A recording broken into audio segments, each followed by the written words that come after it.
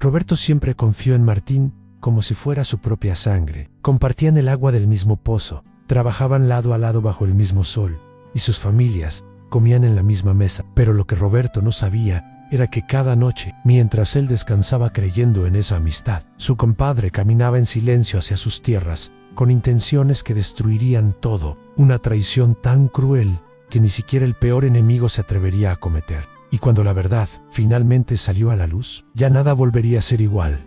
En el pequeño pueblo de San Jacinto, rodeado de montañas y tierras fértiles, vivían dos hombres que el pueblo entero consideraba ejemplo de verdadera amistad: Roberto y Martín. Se conocían desde niños, cuando sus padres también trabajaban la tierra codo a codo. Crecieron juntos, aprendieron a cultivar juntos, y cuando heredaron las parcelas de sus familias, sus tierras quedaron una al lado de la otra, compartiendo el único pozo de agua en varios kilómetros a la redonda. Roberto era un hombre noble, de esos que creen en la palabra dada y en el valor de la amistad sincera. Tenía una familia hermosa, su esposa Clara y sus 3 hijos pequeños. Trabajaba de sol a sol en su parcela, cultivando maíz, frijol y algunas hortalizas que vendía en el mercado del pueblo cada semana.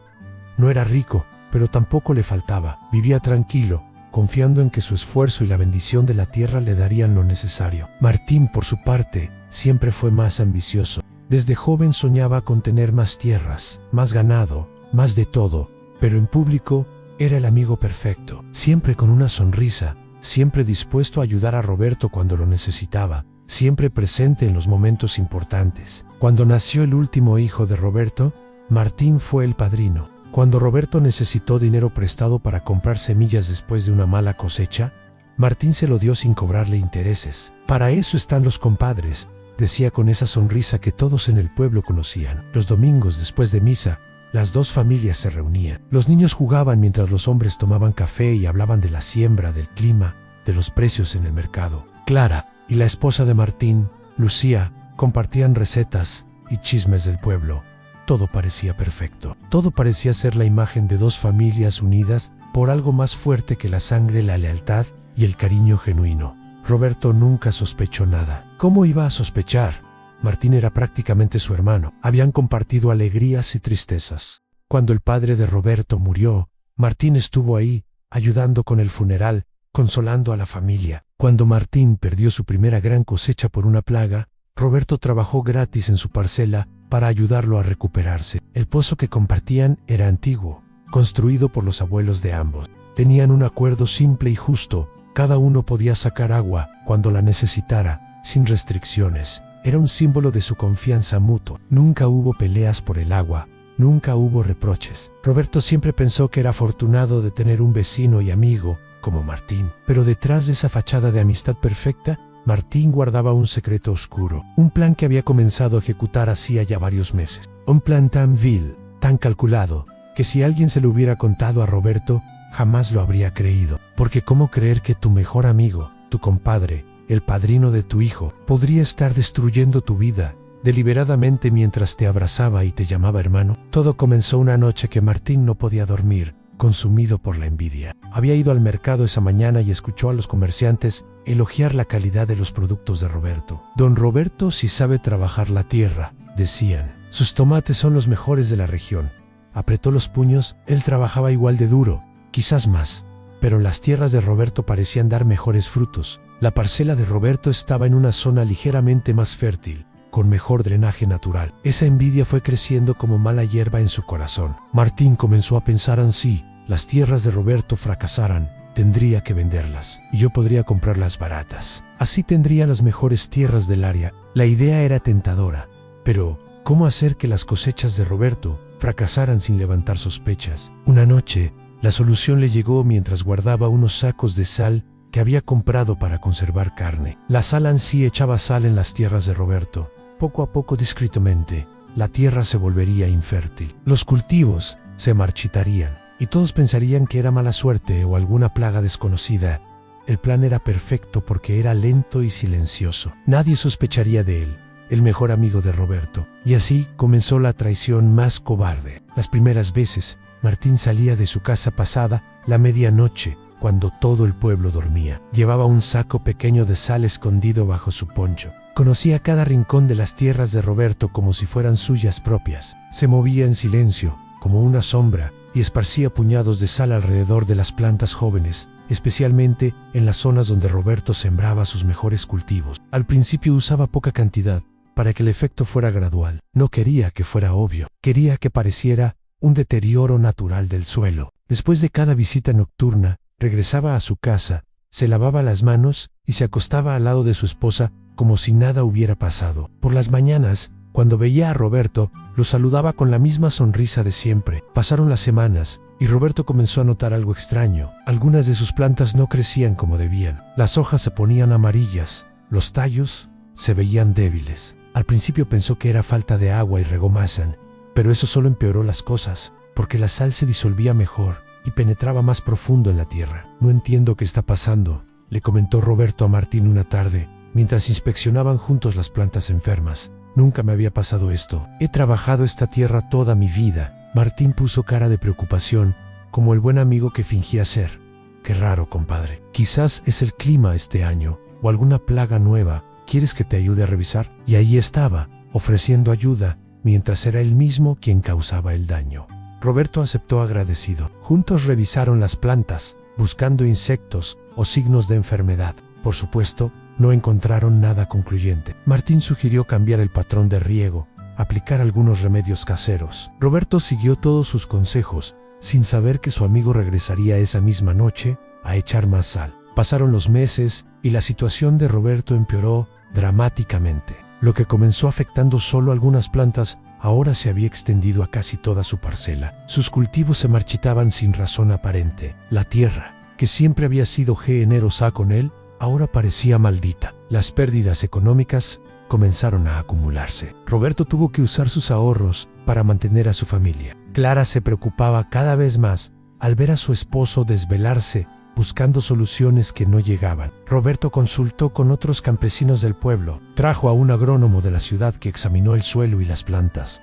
Es extraño, dijo el experto. El suelo parece tener una salinidad inusualmente alta en ciertas áreas. ¿Ha usado fertilizantes diferentes últimamente? Roberto negó con la cabeza. Confundido, no tenía sentido. Nunca había usado nada que pudiera salar la tierra. Desesperado, Roberto comenzó a trabajar el doble de duro, tratando de compensar las pérdidas. Se levantaba antes del amanecer y trabajaba hasta que la oscuridad le impedía ver. Su salud comenzó a deteriorarse por el estrés y el agotamiento. Clara lloraba en las noches, preocupada por su esposo y por el futuro de sus hijos. Y ahí estaba Martín, siempre presente, siempre apoyando. Le llevaba comida a Roberto cuando trabajaba en el campo.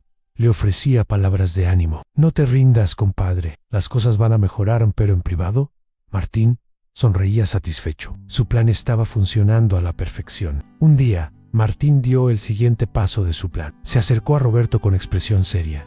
Compadre, he estado pensando. Sé que estás pasando por momentos difíciles. Si necesitas dinero, podría comprarte parte de tu tierra. Así tendrías efectivo para sobrevivir esta crisis y recuperarte.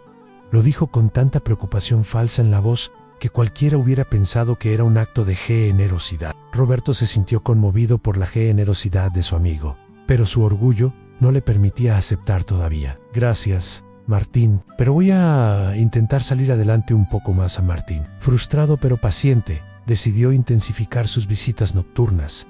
Comenzó a usar más sal, con más frecuencia. Ahora incluso involucraba a su hijo mayor, un niño de 8 años llamado Pedrito. Hijo, esto es un secreto entre nosotros, le decía mientras le daba un saco pequeño. Don Roberto tiene malas hierbas especiales, que solo se quitan con esta sal. Le estamos ayudando, pero es una sorpresa. ¿Puedes guardar el secreto? El niño, inocente y queriendo complacer a su padre, asentía y ayudaba. Pero el pequeño Pedrito no era tonto. Aunque era niño, algo dentro de él le decía que lo que hacían estaba mal. ¿Por qué tenían que hacerlo de noche y en secreto? Si estaban ayudando, ¿por qué su padre le prohibía contarle a su madre? El niño comenzó a tener pesadillas. Veía la cara triste de don Roberto, un hombre que siempre había sido amable con él, que le regalaba dulces y le enseñaba a silbar. Se sentía mal del estómago cada vez que su padre le pedía ir con él en esas misiones nocturnas. Una noche, después de otra salida a esparcir sal, Pedrito no pudo más y vomitó. Su padre le dijo que era porque había comido mucho,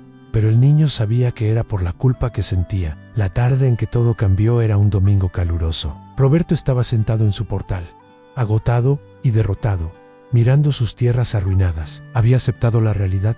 ¿Tendría que vender?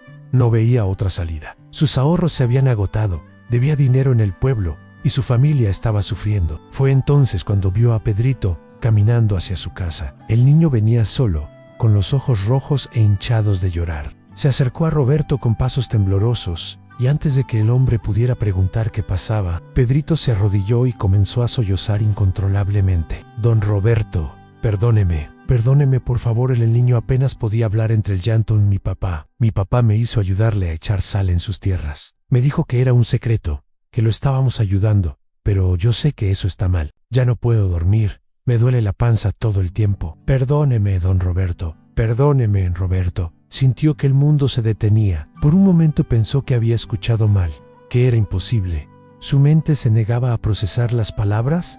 Martín, su compadre, su hermano, no podía ser cierto. Pero la desesperación en los ojos del niño, su dolor genuino, no mentía. Con manos temblorosas, Roberto tomó suavemente los hombros del niño.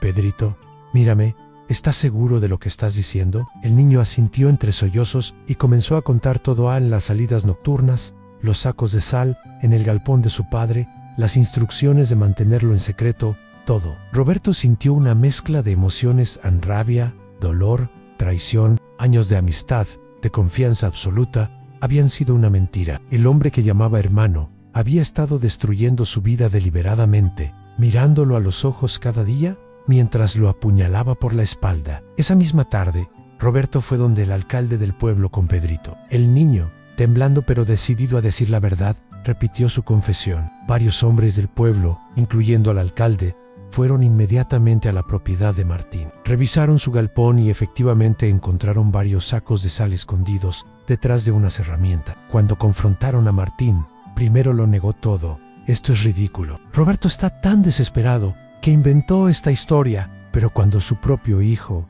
con lágrimas en los ojos, lo señaló y dijo: papá, ya no puedo mentir más, Martín se derrumbó. Su máscara de buen amigo cayó por completo. El pueblo entero se conmocionó. La noticia se regó como pólvora. Nadie podía creer la maldad de Martín. La gente que antes lo respetaba, ahora le daba la espalda. Lucía, su esposa, avergonzada y furiosa al descubrir las acciones de su marido, tomó a sus hijos y se fue a vivir con su madre, pidiendo la separación. El juez del distrito, después de escuchar el caso y examinar las pruebas, ordenó que las mejores tierras de Martín fueran transferidas a Roberto como compensación. Además, Martín tuvo que pagar por la rehabilitación del suelo dañado. Nadie en el pueblo volvió a hablarle a Martín. Cuando necesitaba peones para su cosecha, nadie aceptaba trabajar para él. Cuando iba al mercado, la gente le daba la espalda. Ni siquiera podía vender sus productos porque nadie quería comprarle nada al traidor. 3 meses después, una madrugada, Martín cargó lo poco que le quedaba en una carreta y abandonó San Jacinto en silencio. No se despidió de nadie, porque nadie lo hubiera escuchado. Su propio hijo Pedrito, cuando supo que su padre se iba,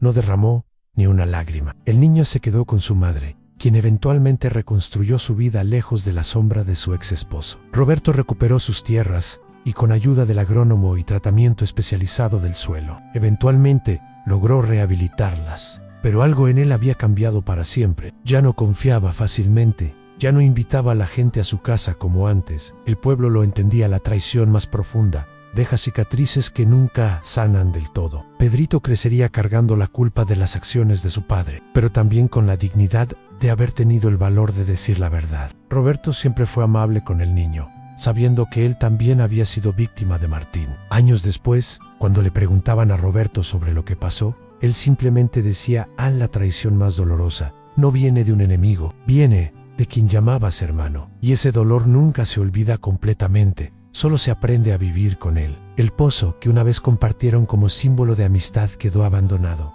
Roberto construyó uno nuevo en su propiedad. Nunca más quiso compartir nada con nadie que no fuera su propia familia. La lección había sido demasiado cara. Y en San Jacinto, la historia de Roberto y Martín se convirtió en una leyenda que los padres contaban a sus hijos. Una advertencia de que a veces el lobo viene vestido de cordero y el enemigo más peligroso es el que duerme en tu propia casa.